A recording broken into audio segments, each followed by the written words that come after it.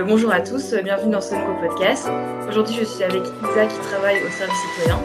Et voilà, je te laisse te présenter aux auditeurs et aux auditrices.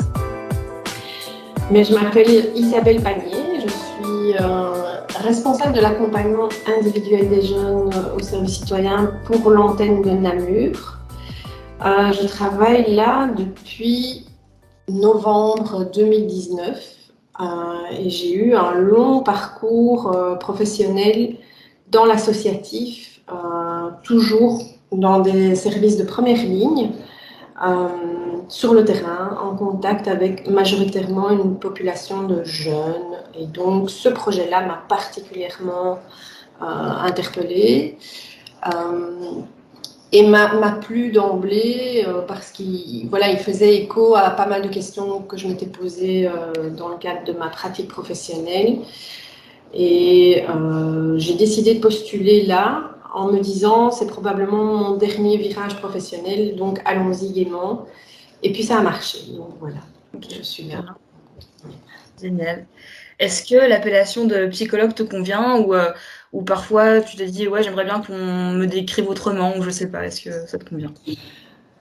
Disons que je ne me la suis jamais vraiment appropriée parce que j'ai toujours senti qu'il y avait pas mal de clichés qui circulaient à propos de ce mot psychologue. Ouais.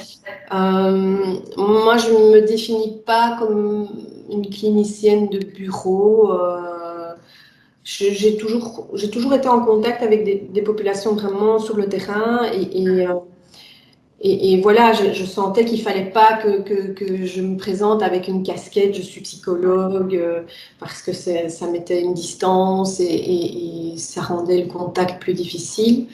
Moi, je me décris comme quelqu'un qui travaille dans le domaine de la relation, de l'aide, du soutien, de l'accompagnement. D'ailleurs, le terme qu'on utilise au service citoyen, c'est responsable du suivi individuel des jeunes et je l'ai d'emblée transformé en responsable de l'accompagnement individuel des jeunes parce que quelle que soit la personne que j'ai en face de moi, j'essaye vraiment de m'ajuster à ses besoins, à ses attentes, à ses difficultés et à son histoire. Voilà.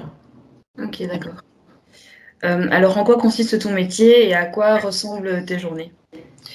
Alors, mon métier consiste à accompagner des jeunes qui effectuent un service citoyen, sachant que je travaille vraiment dans l'ombre, dans le sens où je ne suis pas présente à tous les temps collectifs que les jeunes vivent au service citoyen, que ce soit des temps de formation ou des temps d'échange.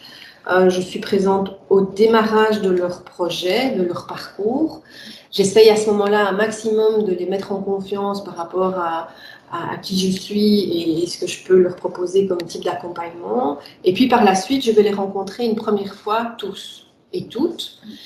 Et ensemble, on va voir si là où ils en sont à l'instant T, au démarrage de leur projet, est-ce qu'ils trouveraient judicieux, pertinent de travailler certains aspects en termes de développement personnel ou de se fixer des objectifs, de clarifier leur projet post-service citoyen, sachant qu'un service citoyen, ça dure 6 mois et que pour la plupart, il y a pas mal de stress et d'angoisse par rapport à qu'est-ce que je vais faire après mon service citoyen. Donc le but, c'est que cette expérience-là, ils la vivent le mieux possible, sans trop se prendre la tête, sans trop être systématiquement parasité par du stress. Et donc, on va essayer, au fur et à mesure du parcours, de dégager les pistes, de mettre en évidence leurs forces, leurs ressources, leur potentiel, et voir ce qu'ils n'aiment pas faire, ce qu'ils aiment faire, ce qu'ils aimeraient faire, ce qu'ils oseront peut-être faire après le service citoyen. Voilà, moi, je suis un peu là à la carte, en fait. C'est un renfort, c'est une opportunité qui leur est offerte. C'est absolument pas une obligation. Il faut savoir que le programme belge du service citoyen est vraiment particulier dans ce sens-là parce qu'il est un des seuls programmes européens qui offre cette opportunité-là. Donc c'est un peu un luxe, quoi. Hein. C'est la possibilité de travailler sur soi tout en effectuant 6 mois de volontariat. C'est vraiment chouette, quoi. Ouais, super. Alors toi, qu'est-ce qui t'a amené vers ce travail? Est-ce que tu as fait des études de psycho ou d'assistante sociale ou autre ou pas d'études? Enfin voilà, raconte un peu ton parcours. Mon parcours. Alors, mon Ouais, parcours de formation, j'ai commencé par faire les romanes, parce que ok, j'étais passionnée par la littérature. ok.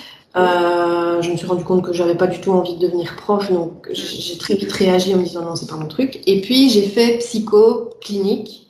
Oui, Et j'ai travaillé comme psychologue clinicienne dans un centre pour toxicodépendants pendant 7 ans. Et à la fin, j'ai recommencé un master complémentaire en sciences de la famille et de la sexualité. mhm. Et donc voilà, j'ai ce bagage-là en plus qui m'a amené à travailler pendant 20 ans en planning familial. Et donc à vraiment travailler toutes les questions de l'affectif, du relationnel, de la sexualité et voilà, de la vie au sens large, quoi. D'accord. Est-ce que tu as aimé tes études? Euh, une partie oui, une partie non, Ouais. pas du tout. Pourquoi? Est-ce que tu veux raconter? J'ai détesté le début qui était trop théorique, où je voyais pas où j'allais, et où il fallait juste bouffer de la matière et où on avait zéro contact avec les profs. Et puis j'ai aimé une fois que j'étais sur le terrain en stage, Ouais. là j'ai commencé à comprendre ce que je voulais faire, ce que j'étais capable de faire surtout parce qu'en fait on peut très bien réussir des études théoriques et être un piètre travailleur de terrain. Donc voilà. Il y a eu du bon et du moins bon pendant mes études. Ok, d'accord. Ensuite, qu'est-ce qui t'a amené à travailler pour le service citoyen? Alors, le fait que pendant que je travaillais au planning familial pendant 20 ans, en fait là j'avais trois casquettes, j'avais des casquettes différentes. J'ai travaillé beaucoup dans l'accompagnement des femmes demandeuses d'une interruption de grossesse, donc confrontées à une grossesse qui n'était pas désirée. Donc là j'ai rencontré des profils enfin, très très variés. Et j'ai travaillé aussi beaucoup en milieu scolaire pour mettre en place justement des projets d'éducation affective, relationnelle et sexuelle. Donc j'ai connu tout le début de ce qu'on appelait les animations dans les écoles, sachant que ça a vraiment été très laborieux parce qu'il y a des écoles qui n'étaient pas du tout ouvertes à ce type de projet. Il y a d'ailleurs des établissements où j'ai jamais pu aller. Et j'ai comme ça vu un peu l'évolution de la jeunesse et de toutes ces difficultés de vivre et de se construire, de structurer. Et ça m'a vraiment, vraiment parlé. Je me suis dit, il faut faire quelque chose pour les jeunes. Quand ils sortent de l'école, il faut les aider, quoi. C'est une tranche d'âge qui est très, très compliquée et je sentais que je pouvais amener quelque chose parce que j'avais une expérience de vie qui faisait que je pouvais apporter quelque chose. Donc ça m'a intéressée et je ne regrette pas. Ok, trop bien. Alors une question que je me suis posée, c'est est-ce qu'il t'arrive de penser parfois aux problèmes des jeunes qui sont confiés à toi après ta journée de travail et comment tu fais pour ne pas être trop impliqué émotionnellement avec leurs problèmes? Mais ça, c'est toute la question de la distance professionnelle. C'est un truc que tu construis avec ton expérience, je veux dire, les années qui passent. Mais c'est évident qu'il y a des jeunes auxquels je pense quand je rentre chez moi. Heureusement, j'ai une longue route à faire pour rentrer chez moi. J'ai mis aussi en place pas mal de choses dans ma vie privée qui font que ça me permet oui, d'avoir un sas, je vais dire, une respiration entre ma vie professionnelle et ma vie privée. Mais l'expérience fait que tu acquiers une distance professionnelle forcément. Sinon, à un moment donné, je les aurais bien tous ramenés à la maison, quoi. D'ailleurs, on en rigole avec mes enfants parce que parfois je raconte des trucs et elles me disent tu vas l'adopter aussi celui-là. Enfin, donc c'est vrai que tu peux pas faire ça en étant comme une éponge parce que c'est pas professionnel. D'ailleurs c'est pas adéquat. Mais tu peux pas non plus faire ça comme un robot, quoi. Enfin, moi, je suis pas un robot du tout. Donc oui, il y a des jeunes auxquels je pense. D'accord. Ok. Est-ce qu'il t'arrive de parler des problèmes des jeunes avec les gens de ton équipe ou alors est-ce que tu gardes tout ça pour toi? Est-ce que c'est le secret professionnel ou pas? Ouais. Enfin, voilà. Alors le secret professionnel, c'est vraiment un cadre auquel je suis tenue. de par ma profession. Dans une équipe pluridisciplinaire comme la nôtre, il y a la question du secret professionnel partagé, c'est-à-dire que moi, je pars du principe que je partage avec mes collègues ce qui est en lien avec leur mission. Donc, si par exemple un jeune vit des difficultés sur son mission, c'est évident, je vais en parler avec mes collègues en réunion pédagogique. Maintenant, si un jeune vient chez moi en me disant mais voilà, j'ai envie de te parler d'une difficulté personnelle, familiale ou autre, mais c'est un collègue. Donc, avec l'accord de la jeune ou du jeune, ça me paraît évident. Ok. Qu'est-ce qui te plaît le plus dans ton métier et qu'est-ce qu'il t'apporte au quotidien? Ce qui me plaît le plus, c'est que aucune situation n'est la même qu'une autre. Enfin, chaque jeune est unique. Donc, il n'y a pas de routine, il n'y a rien qui est répétitif. Tout est à construire à chaque entretien. Ce qui me plaît aussi, c'est de sentir que ça a du sens, que c'est pertinent, que ça apporte quelque chose aux jeunes que je rencontre. Voilà, c'est le fait aussi de me dire que c'est pas vain. Voilà. Okay. C'est très important. D'accord, trop bien. Quels sont les inconvénients de ton métier et c'est quoi le plus difficile?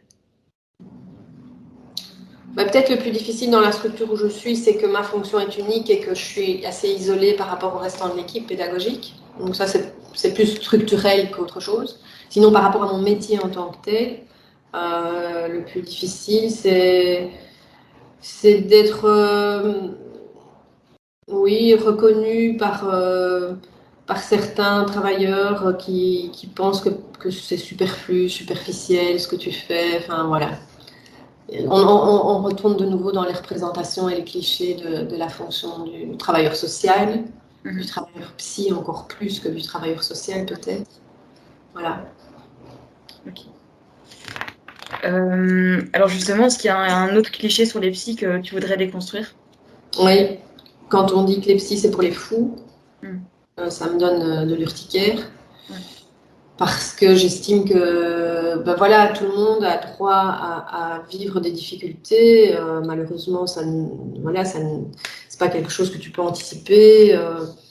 Et tout le monde a droit à demander de l'aide, à être légitimé dans le fait d'aller mal et d'oser demander de l'aide. Et malheureusement, ces clichés-là rendent parfois la démarche difficile pour pas mal de gens. Et je trouve ça dommage parce que je pense que, enfin, en tout cas, ça, je m'en suis rendu compte dans le boulot ici au service citoyen, c'est qu'il y a beaucoup de jeunes qui m'ont dit qu'ils étaient contents ou contentes d'avoir fait cette démarche à leur âge. Et effectivement, je trouve aussi que ce serait dommage de rester avec des difficultés, avec un mal-être. Et d'essayer de construire sa vie bon an, mal an, comme ça, et puis de toute façon, quand même, à un moment donné, aller dans le mur à 40 ans, à 50 ans. Enfin. Donc, je trouve qu'on devrait, à la limite, plus banaliser le fait de consulter, parce que je pense qu'il y a énormément de personnes qui iraient beaucoup mieux si elles pouvaient ne fût-ce que se poser pendant quelques séances chez des compétentes, évidemment. Hein. Je ne dis pas qu'il faut aller voir n'importe qui, mais voilà, je pense que c'est une démarche qui devrait être rendue beaucoup plus facile, et financièrement, et en termes d'effectifs sur le terrain, d'accessibilité des services, de visibilité des professionnels. Enfin voilà, je trouve que là, il y a du boulot à faire. Ok. Est-ce qu'il y a une autre question que tu aurais voulu que je te pose et que je ne t'ai pas posée? Comme ça, là, tout de suite, j'ai du mal. Pas grave, bah, si ça te revient après, tu me diras et puis voilà. Mais... Oui, d'accord. Oui. Okay, voilà. Qu'est-ce que tu dirais à un jeune ou une jeune qui est un peu perdu dans ses études ou qui sait juste pas quoi faire pour son avenir et qui a un peu peur? Enfin, qu'est-ce que tu lui dirais? D'abord, je lui dirais respire. Et puis, je lui dirais c'est pas grave. Et puis, je lui dirais viens, on va en parler. Ok, d'accord. Et de venir au service citoyen, par exemple? Ah, s'il est entre 18 et 25 ans, c'est Ouais. évident que moi, je suis convaincue que c'est une expérience géniale. Je dis pas qu'en sortant d'un service citoyen, tous les jeunes savent ce qu'ils vont devenir ou ce qu'ils vont faire de l'année qui est devant eux, mais je suis convaincue qu'ils ne ressortent pas d'un service citoyen avec les mêmes difficultés qu'en y arrivant je suis certaine qu'ils se découvrent, qu'ils découvrent aussi un autre univers que celui qu'ils ont connu et je trouve ça vraiment génial, quoi. Ok, super. Est-ce qu'il y a un jeune ou une jeune que tu connais qui a un chouette projet que tu verrais bien dans ce podcast? Alors, j'ai eu la chance d'accompagner une jeune qui a fait son service citoyen et qui a fait un- une formation après son service citoyen en maraîchage Ok. et qui maintenant, en fait, est devenue tutrice parce qu'elle travaille dans un projet de maraîchage. Donc, elle va s'investir dans un collectif agricole. Et elle est devenue tutrice. Et en fait, j'ai participé à la formation des nouveaux tuteurs ici dernièrement. Et je suis tombée nez à nez avec elle. Mhm. Et je me suis dit, waouh, ça y est, la boucle est bouclée. Mhm. Cette jeune, quand elle est arrivée, elle se cherchait. Elle ne savait Ouais. pas ce qu'elle voulait faire de sa vie. Et là, maintenant, c'est abouti, quoi. Elle a un métier devant elle. Et c'est elle qui va accompagner des futurs jeunes en service citoyen. Donc, je trouve ça formidable. Ouais, trop bien. Ouais. Génial. Bien, du coup, la dernière question, c'est un peu la question phare du podcast, parce que mon podcast s'appelle La Fougue. Et donc, pour toi, qu'est-ce que ça signifie d'être fougueux? Pour moi, être fougueux, c'est garder son âme d'enfant, la cultiver, la laisser s'exprimer. C'est nourrir sa créativité, sa curiosité, sa fraîcheur. C'est se laisser surprendre. C'est ne jamais se lasser, se laisser, enfin voilà, se laisser endormir par la vie. Voilà. Trop bien, c'est super beau. Voilà. Est-ce que tu as un dernier mot pour la fin? Merci. Bien. Ok, super. Ben, merci d'avoir répondu à ces questions.